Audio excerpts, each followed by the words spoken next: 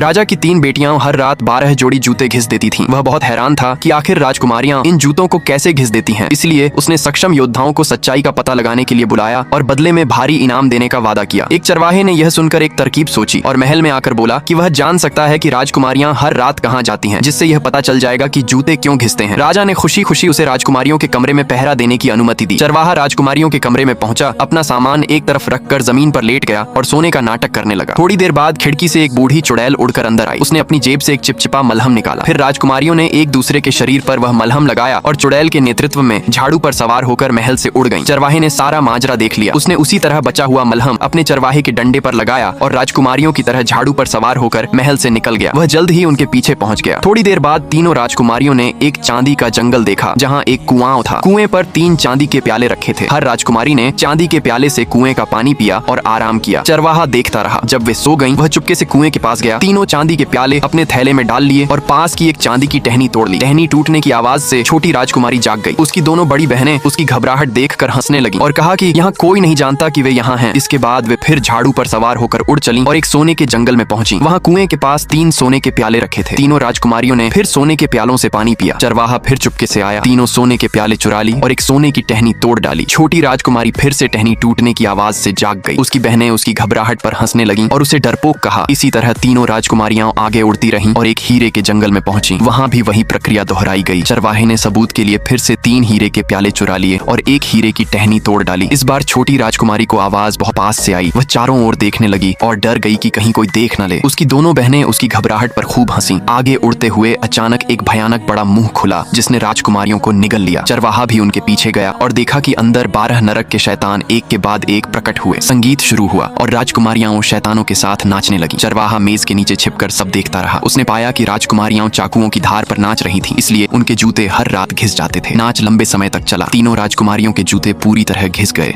और वे थककर मेज के पास लेट गईं। वे इतनी थक गई थीं कि उन्हें झाड़ू पर लौटने की ताकत भी नहीं थी। इसी दौरान एक राजकुमारी से एक हीरे का चम्मच गिर गया, दूसरी से एक हीरे का कांटा गिरा। चरवाहे ने फुर्ती से मेज के नीचे से दोनों चीजें उठाकर अपने थैले में डाल ली। थोड़ी देर बाद 3 झाड़ू आईं और राजकुमारियों को वापस ले गईं। चरवाहा उनसे पहले उड़कर महल में पहुंच गया और जमीन पर लेटकर सोने का नाटक करने लगा। राजकुमारियां लौटीं और सोते हुए चरवाहे को देखकर छोटी बहन की चिंता का मजाक उड़ाने लगी। अगली सुबह चरवाहा अपना थैला लेकर राजा के पास गया। उसने रात की सारी घटनाएं एक एक कर बता दी और हर जगह से लाए सबूत पेश किए। राजा को विश्वास नहीं हुआ कि उसकी बेटियां हर रात शैतानों के साथ नाचती थीं। गुस्से में उसने दोनों बड़ी बेटियों को जेल में डाल दिया। छोटी बेटी की शादी चरवाहे से कर दी। उसके बाद से राजकुमारी के जूते कभी नहीं घिसे।